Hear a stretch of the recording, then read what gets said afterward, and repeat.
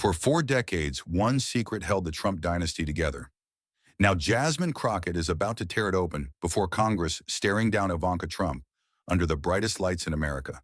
And when the DNA test exposes Ivanka Trump and Donald J. Trump, the nation explodes in chaos. What shocking truth does that result reveal?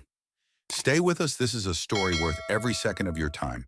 The Chamber of Congress in Washington, D.C. 2025 was packed wall to wall. Reporters elbowed for space cameras flashed like lightning, and every lens pointed at the witness table. The noise dropped into a sharp silence as the heavy doors swung open. Jasmine Crockett stepped inside, heels cracking against the marble floor, each step a warning shot. In her hand was a thick red folder stamped in black, confidential. Birth records. Her face was stone-cold eyes, razor-sharp. Across from her, Ivanka Trump sat stiff-backed in a pristine white dress, crimson lips set in an icy smirk. On either side, two-star attorneys bristled papers in hand, unable to mask the tension. The atmosphere was suffocating. Millions of Americans held their breath, glued to their screens. Jasmine leaned forward, voice steady, but cutting through the chamber. Ivanka Trump. Bako, Tuksu, Lakungai, Rotkwa, Donald J. Trump. The room erupted in shock. A single question like a grenade had just exploded. The silence that followed Jasmine's opening question felt like a trap snapping shut. The chamber was still rattling from the shock when she calmly lifted a single sheet of paper from the red folder. The document was projected onto the large screen behind her. It was a copy of Ivanka's birth certificate. Gasps rippled through the room. The line for father was visibly smudged, erased, and overwritten with the name Donald J. Trump. The sound of whispers spread like a wildfire as reporters scribbled frantically, their pens scratching louder than the silence itself. Jasmine held the paper steady for all to see. "This is not a clerical error," she said, voice sharp. Murmurs erupted. Lawmakers shifted in their seats, the tension building like static before a storm. Suddenly, the side door creaked open, and an elderly man entered, leaning heavily on a cane. Heads turned instantly. Dr. Klein, 83 years old, moved slowly but deliberately toward the witness stand. His frail body contrasted with the weight of what he was about to deliver. The room inhaled as he raised his trembling right hand. "I swear to tell the truth," his voice cracked, "and if I lie, I am ready to face the penalty of perjury." The chamber froze. Even the clicking of cameras stopped for a beat. Then he spoke again, voice quivering but clear. "In 1981, I oversaw Ivanka Trump's delivery. I remember it because it was unusual. The newborn's blood sample did not match the father listed in the record." A wave of shock rolled through the chamber. Some reporters gasped audibly. Others broke rank and rushed out into the hallway to phone their editors. The sound of chairs scraping echoed as lawmakers leaned forward, eyes wide. For the first time, Ivanka's icy composure seemed to crack. The reaction was instant and explosive. Journalists shouted questions over one another, camera shutters firing like machine guns. A group of Republican lawmakers leapt to their feet, shouting in anger. "This is fabricated evidence," one barked. "A disgrace to this institution," another thundered. Their voices clashed in the air, filling the chamber with chaos. In the midst of the uproar, Ivanka slammed her palms onto the table, standing with sudden force. Her chair screeched backward. "I will not tolerate being insulted like this," she shouted, her voice cutting through the noise like a blade. The shock of her outburst stunned even her lawyers, who scrambled to pull her back into her seat. Jasmine did not flinch. She waited until the noise died down, then slowly lifted another document from her folder. This time she held up the original hospital records from Queens. The heavy file bore a seal across its cover, sealed by federal order. The room fell silent once more, the kind of silence that carried weight. Even the furious lawmakers stopped mid-shout. Reporters leaned in so far their cameras nearly touched the desks. The words on the cover seemed to burn into the air. The significance was undeniable. Why would an ordinary birth record need to be locked away by federal authority? The atmosphere shifted into something darker, heavier. It no longer felt like a hearing. It felt like a trial. Jasmine's expression never changed, but the intensity in her eyes pressed against Ivanka like a spotlight. The camera zoomed in on Ivanka's hands clenched tight into fists. Her nails dug into her skin, leaving faint red marks as she fought to keep her face calm. Yet the tension betrayed her. She was no longer untouchable. She was cornered. And with that, the hearing edged closer to detonation. The chair's gavel fell, and the chamber broke for recess. The 30-minute pause hit like a release valve as reporters rushed the hallway. Microphones crowded Ivanka's face cameras inches from her eyes. She held her chin high and answered in a flat, icy tone, "I am the daughter of Donald Trump." Every other claim is fabricated. Gasps and shouts followed, but she didn't blink. Outside newsrooms snapped into drill. CNN, MSNBC, and Fox News pushed the same red banner, Ivanka's birth record, in question. Producers barked countdowns, anchors repeated the headline, and lower thirds rolled it on loop. Helicopter shots swept the Capitol while studio graphics drew arrows at the erased fatherline. The country watched the chyron as if it were a verdict. Far from the Hill, Times Square glowed like a giant screen of judgment. Crowds clustered beneath the LED billboards, necks craned, mouths tight. A gray-haired man and a woman in her 50s shook their heads in unison. "If this is true, we have been lied to for 40 years, the man said, voice low, eyes never leaving the feed. Nearby, someone killed the sound, and the silence felt louder. Online, the reactions spiked like a heartbeat. A flash poll blasted across phones. 62% of Americans said they believed Jasmine over Ivanka. Hashtags climbed, live streams multiplied, and comment counters spun like odometers. Inside a cramped side room, Jasmine stood over a cluttered table with her aide. She spoke without raising her voice. "Prepare the Panama Papers. The next hit will be unstoppable." The aide nodded, and the clock on the wall ticked toward the end of recess. Security paced the corridor. Red tally lights glowed. Phones buzzed without pause. The hallway felt like a fuse burning. 30 minutes never felt so short or so dangerous. Everyone waited, bracing. The recess ended. The room snapped back to attention. Jasmine returned to the dais, her voice low and steady, each syllable landing like a gavel. She lifted her chin, then signaled the technician in the booth. A projector hummed to life, and the massive wall screen flooded the chamber with a cold surgical light. "Proceed," she said, and the first document filled the frame. Behind the dais, aides stilled pens hovering as the chamber braced for impact. Rows of PDFs from the Panama Papers 2016 snapped into view, file names and offshore entities cascading like a ledger unspooling.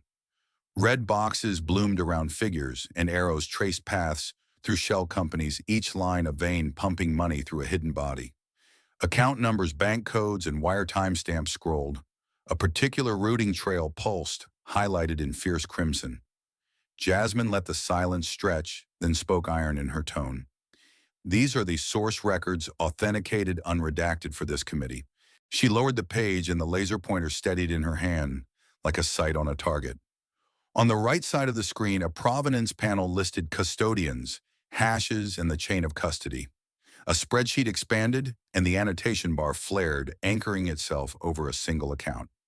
A secret account controlled by Donald Trump wired millions per month from 1981 through 1985 to one payee, an Eastern European woman.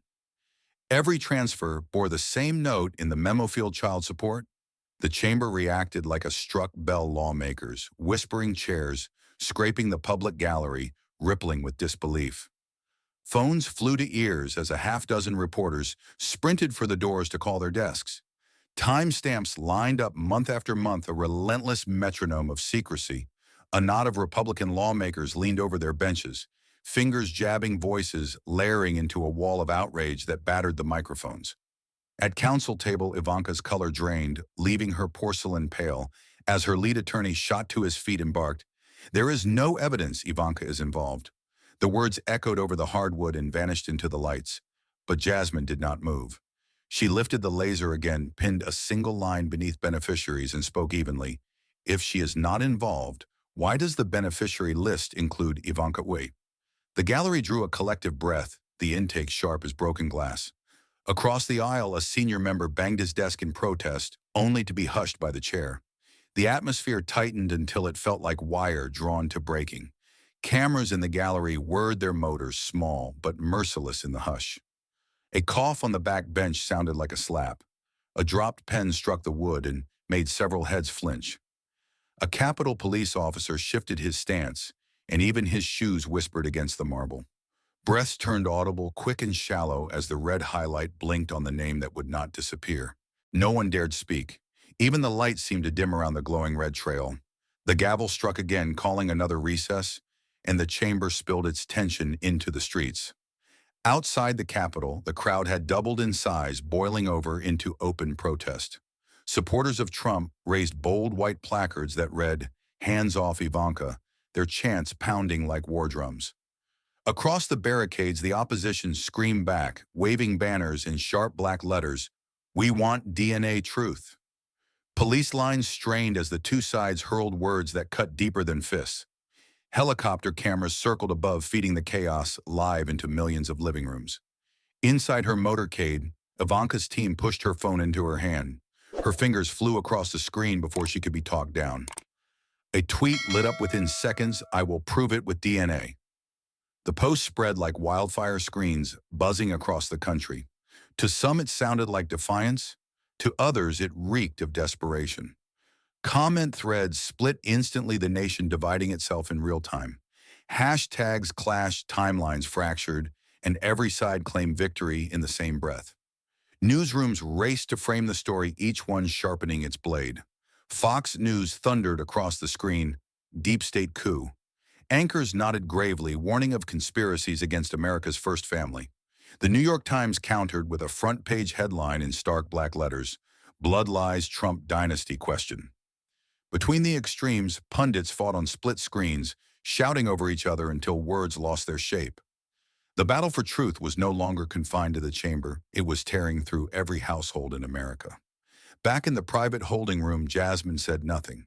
She sat in the quiet, her folder closed, her lips curled into the faintest smile. She didn't need to speak. She knew she was holding the final blade, and when she drew it, no one would walk away uncut. The next round would decide everything. The chamber doors opened once more, and the crowd surged back to their seats. The air felt heavier now, as if every breath had to fight its way through. Jasmine Crockett walked to the center table, her steps calm but unshakable. In her hand was a thick yellow envelope, its seal unbroken, the black stamp, certified evidence visible even from the gallery. She placed it on the polished wood with deliberate care, the sound of paper against oak echoing like a drumbeat. Hundreds of camera lights blinked to life at once, waiting to capture whatever came next. The chair's gavel tapped once, but the silence was already absolute. Jasmine let her fingers rest on the envelope for a long moment, her eyes sweeping across the chamber. Every lawmaker sat rigid, every reporter leaned forward, every American watching from home leaned closer to their screens. Slowly she broke the seal, the tear of paper amplified by the stillness. She pulled out a folded report, its white edges stark against the dark table. A gasp rippled through the press row as the official letterhead came into view, "Independent DNA Laboratory." Jasmine lifted the report high so that every lens, every eye could see the bold insignia at the top. The tension climbed with every second she refused to speak.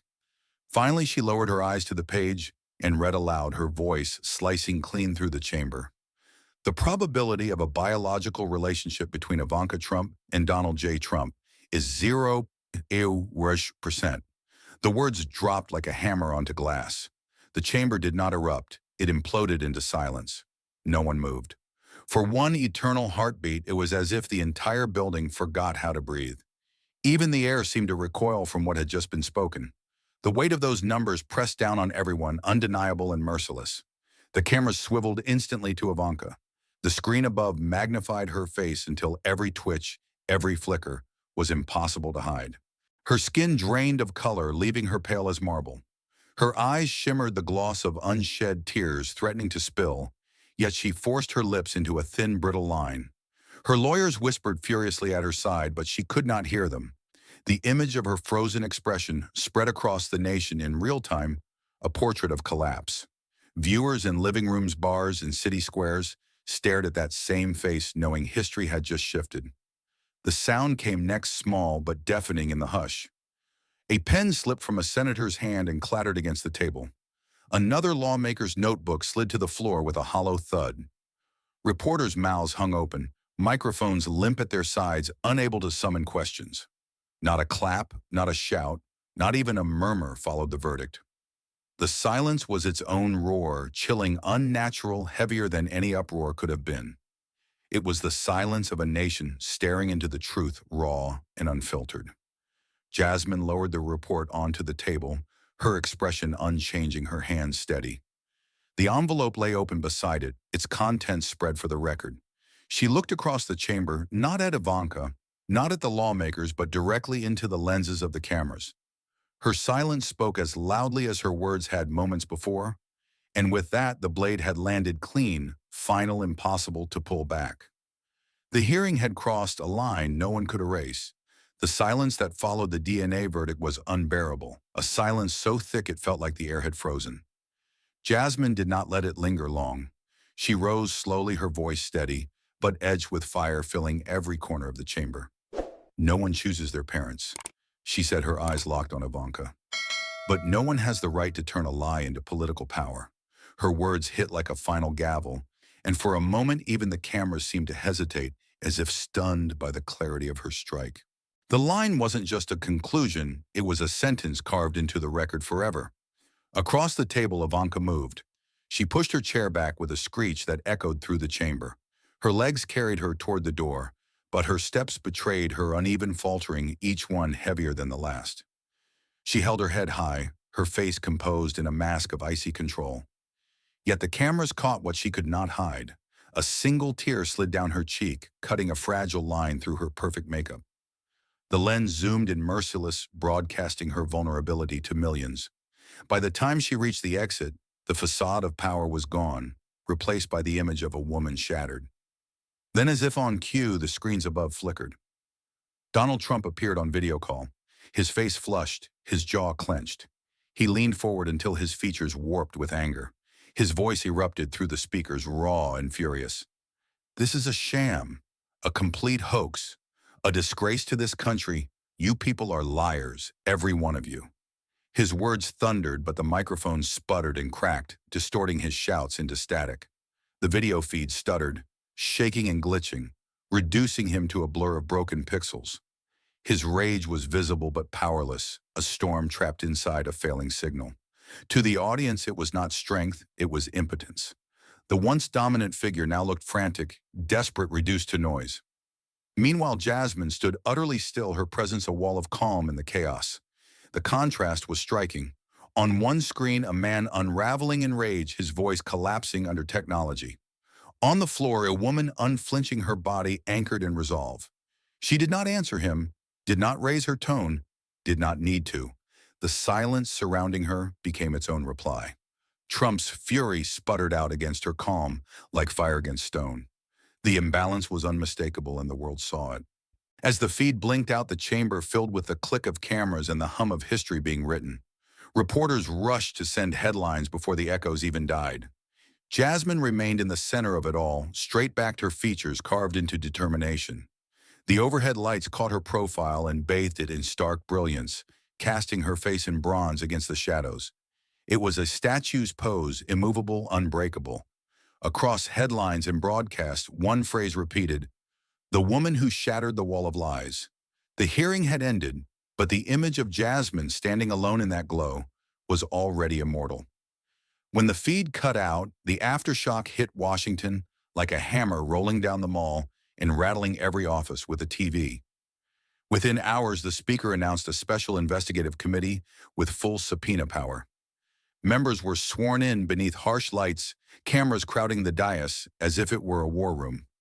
Senior Republicans, faces drawn and voices tight, called for a closed-door briefing and demanded answers from Trump himself without delay. Hallways filled with staffers hauling file boxes, shredders unplugged, while clerks logged evidence tags with shaking hands and dry mouths. The building didn't breathe. It braced as though the ceiling might give way under the weight of what came next. By mid-afternoon, the committee calendar posted an accelerated timetable with nightly sessions and must-watch public testimony broadcast nationwide. Draft subpoenas named Banks Laboratories and former aides, each line a fuse waiting for flame, and every signature a match. A veteran senator leaned into a microphone and said, We expect the former president to explain these records. His words clipped his jaw set. Reporters fired questions that ricocheted off marble as security tightened the rope lines. Aides whispered about contempt resolutions and witness protection, while phones buzzed with dueling leaks and counter leaks that blurred into static. No one pretended this was routine. The city smelled like ozone before a storm and felt primed for lightning. Across the country, conversations curled around the same sharp hook and refused to let go. In coffee shops, baristas paused mid-pour to watch muted screens as customers murmured, "If Ivanka is not his biological daughter, what is left of the Trump dynasty?" And the question hung above the foam.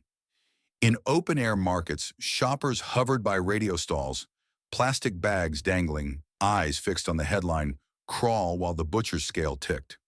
A retired couple at a corner table traded memories of elections and scandals, then repeated the question because it would not loosen its grip or make room for dessert. Taxi drivers argued at red lights, and a grocery clerk whispered the line under her breath while counting change. The question spread faster than any press release. It moved like weather clouding neighborhoods and clearing again only to roll back heavier. Newsrooms spun at full tilt, sharpening narratives into blades while producers called cut-ins every 10 minutes. Fox News framed it as a siege with the banner "Deep State Coup" as anchors warned of dark forces and unaccountable bureaucrats. The New York Times answered in stark black type. "Blood lies Trump dynasty," questioned a headline that landed like a cold verdict. Panels split screens into factions and statistics, but the public kept returning to plain moral math and the stubborn feeling of a scale tipping. Truth buried for any length of time will rise like a seed forcing through concrete, bending even rebar if it must. No power is big enough to keep it hidden, not for long, not when the ground itself is cracking, to let it out for good now. The shock that rattled Washington did not stop at the Potomac. It jumped borders like a live wire. Within minutes, BBC cut regular programming for a rolling banner that read, "Trump Dynasty Collapse Anchors," stitching together timelines while correspondents filed from the Capitol steps. Reuters pushed urgent bulletins across trading floors and embassy inboxes, its wire crackling with phrases like "unprecedented" and "destabilizing."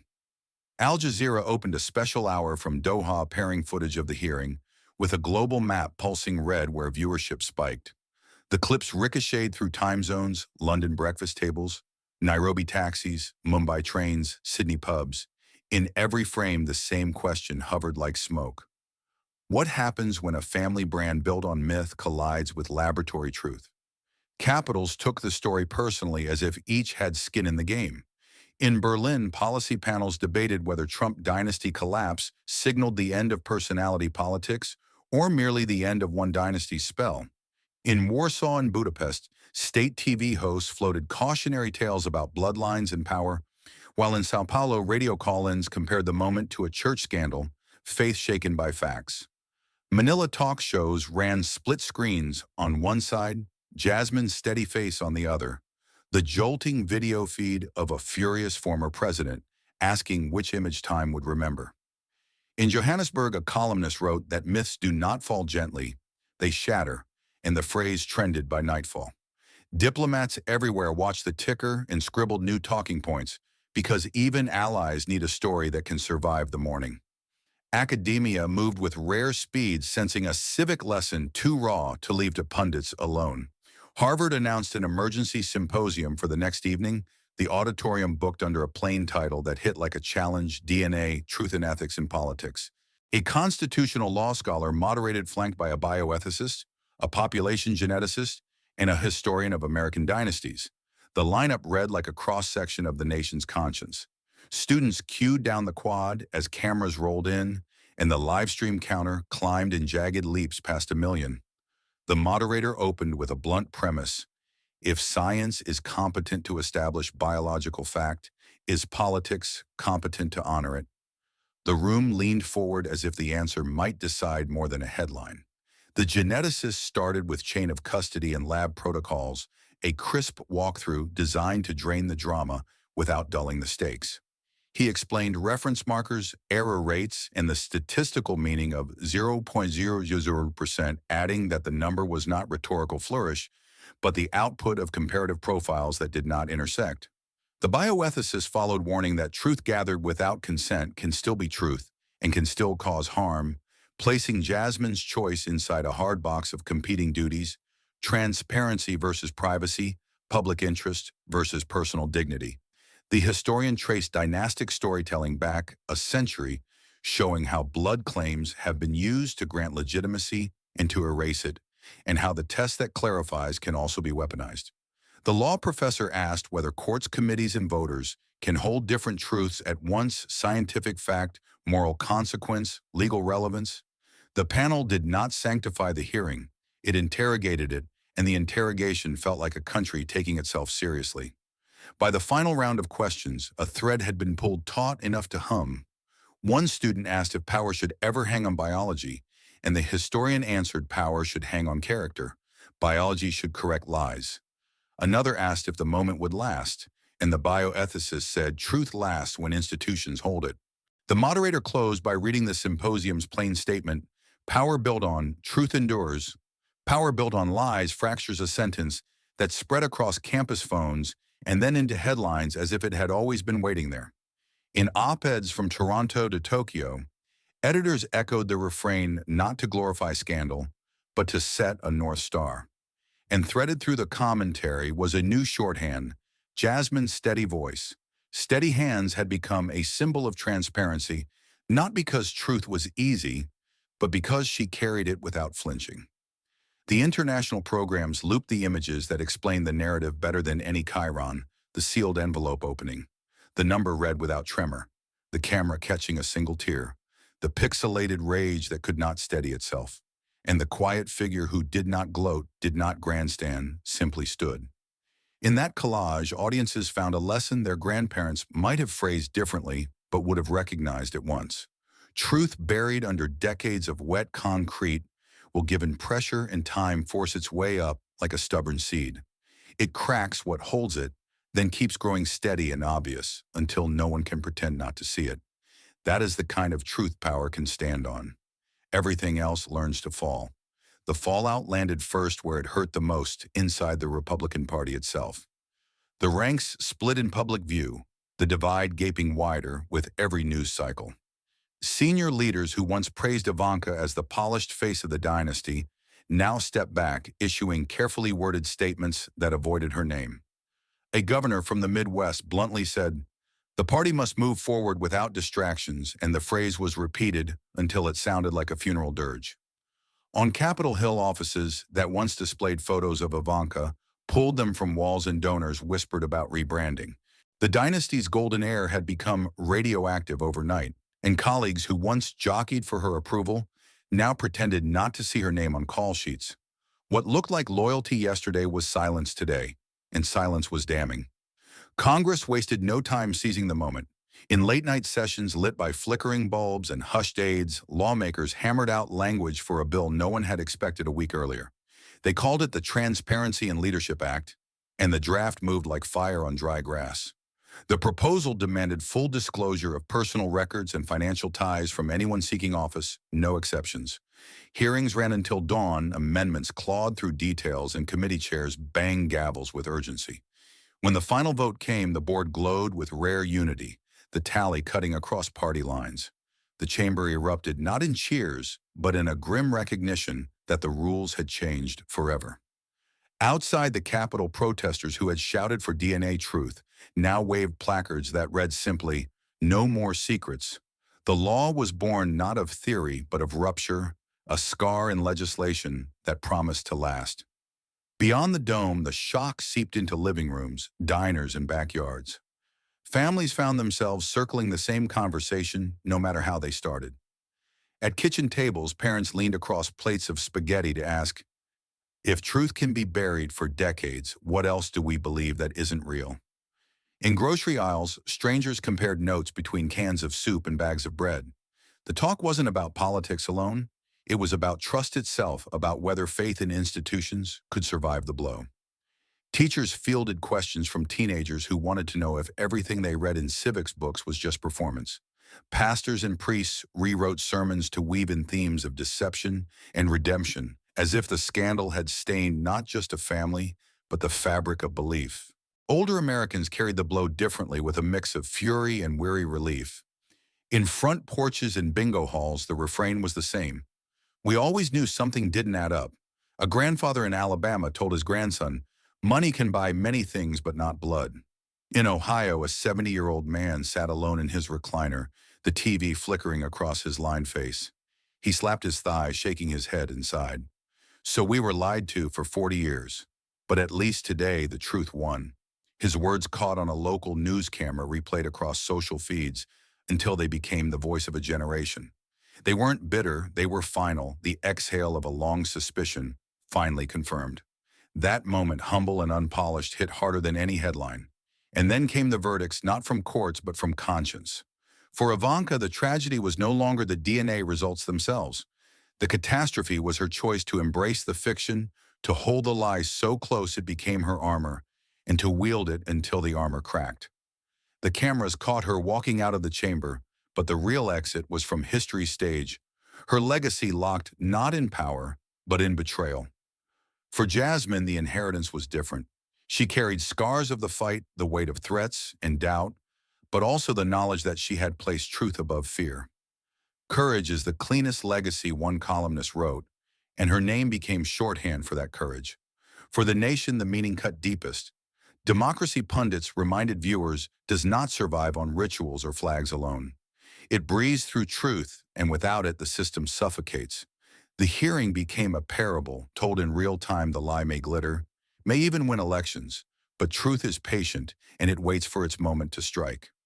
That moment came, and America was forced to look at itself in the mirror. The reflection was not pretty, but it was honest, and honesty was the first step to healing. By the next morning, the hearing had become the most watched video in the country. YouTube counters spun into the tens of millions within 24 hours, a wildfire of views that showed no sign of slowing. The thumbnail told the story without a word. Jasmine's face lit in cold determination, her eyes hard, the caption stamped across the frame. DNA 0%. It was the image of a truth delivered without apology, a verdict that thundered louder than speeches.